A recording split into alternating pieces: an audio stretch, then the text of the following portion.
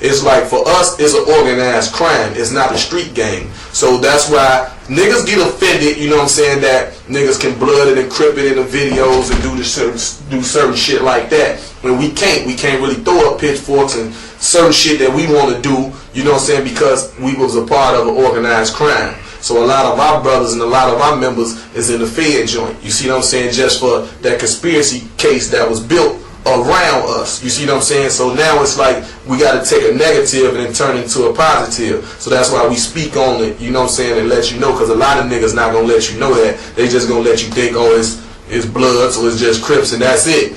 A lot of real niggas gonna let you know the real story. Like if you go to the jungle, you go to LA, niggas will let you know. And if you ask them where this shit originated, niggas gonna tell you Chicago. The nigga that don't, he's a fake nigga. So you want to put an X in his face, you feel me? Or he might be a young nigga that's trying to be about something, but don't really know his history. So you got a lot of niggas like that too. You see what I'm saying? But when he's saying if it wasn't for us, that's what he meaning when he's saying if it wasn't for us. You know what I'm saying? So Latin Kings as well. All that shit started right here. All the kings of them gangs came from right here. Chicago. You see what I'm saying? So that's what we mean. And we ain't downplaying the next niggas or, you know, it ain't no shit like that. But those niggas that don't know, they can learn from this too. You see what I'm saying? So on the gang situation, them your street gangs, them your gangs. As far as GDs and Black P Stones and Vice Lords consider organized crime. So it's two different. You see what I'm saying? It's like the mob, and then you got whatever street gangs you got. You see what I'm saying? So that's the difference.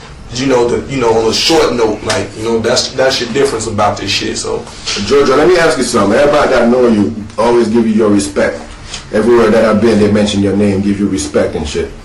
So I'm telling you, got a lot of discipline.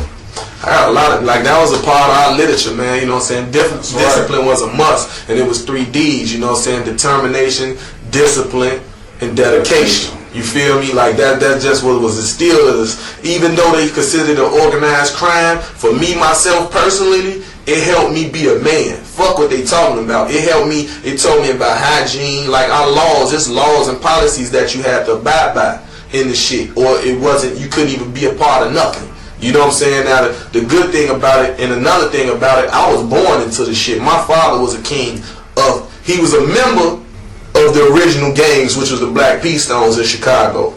He was a high-ranking member. The king of them and him, they all sat down, and that's how the branches branched out. You see what I'm saying? To where the other gangs came in place. Where you had, you know what I'm saying, Larry Hoover, where you see, like, what they showed in the news was the king of the Gangster Disciples, Jeff Fort, the king of the Black P Stones, and Willie Lloyd for the Vice Lords, and there was a whole lot of branches. So just because you got Vice Lords, but it's Travelers, it's Unknowns, Undertakers, shit, it's everything. You know, it's a lot of shit going on, and then you got, you know what I'm saying, your Black Gangsters. You know what I'm saying? So once it was all Black P Stones, and then the 3 kings said, "Fuck it, we kings, man." You know, Jeff, you gonna keep this. Larry said, "I'm gonna go over here." King David was David Boxdale, took the Black Disciples, and he gonna go over here. So they still kept that respect for each other. Because they was homie. They was all, you know, niggas was sleeping together in the same houses and running together, you know what I'm saying? And then, you know, at the time, there was a lot of original Panther members, all of them, you know, was running with as well. You see what I'm saying? So you talking 50, 60 years ago. You see what I'm saying? So, you know, that's how that shit was going. So basically, it's just like. So the Panthers was tied in the beginning? Yeah, you know, all of them, you know, just us as a black, you know what I'm saying, and you coming up in them 60s. Yeah, you know what I'm saying? Everybody was together. Everything, so, you know, so niggas just was like, fuck it, we don't want to listen to this nigga. So what you gonna do? You gonna start your own shit. That's right. So, you know, the good thing with Jeff, he was 9 years old when the Black P Stones was founded, you feel me? So that just show you the mentality. That brother was able to make it to the White House. You know what I'm saying? We had members a part of our organized crime or a street gang at the time, that y'all want to call it, whatever you want to call it, that made it to the White House. There's a lot of niggas can't say they ever been to the White House. And even if you go a few blocks down from the White House, it's Crackhead City. You know what I'm saying? So we been to DC. We been like, you know what I'm saying? The reason you gonna say a lot of niggas gonna give me my respect, cause I keep a gangster everywhere I go. I ain't going looking for trouble, but if the trouble come my way, I'ma deal with it accordingly. So that's why a nigga honor me and respect me when I come through. I'm not coming through there stepping on them niggas' toes, even though that's where I come from, but I know how to play when I'm in my town. it's kill or be killed, and it ain't gonna be me. You feel me? So that's just basically how it is. If I'm in whatever city I'm in and I gotta eat, I'm gonna do whatever I gotta do to survive. Simple as that. You gonna let me in or I'm gonna make my way. That's right. You know what I'm saying? Cause that's the mentality I got. I don't know no other way. You gonna let me eat with you, or I'm gonna erase your ass, get you out the way, and I'm gonna eat for real.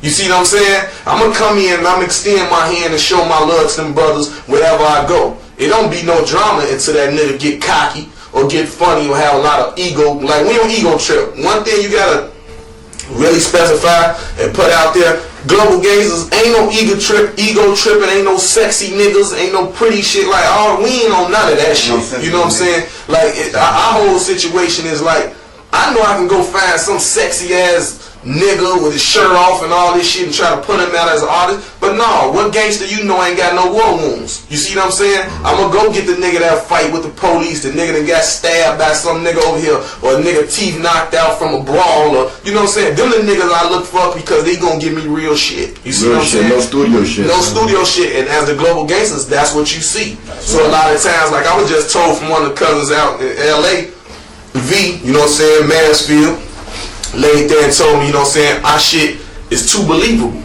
So he took the shit to Def Jam, and you know what I'm saying, they was kind of nervous, like, this shit too believable. So it's really just, it's sad because I got in this game thinking that it was supposed to be about real life stories. You see what I'm saying, and real shit, and that's why I was like, fuck it, I'll put my paper behind this shit and let's make this shit work.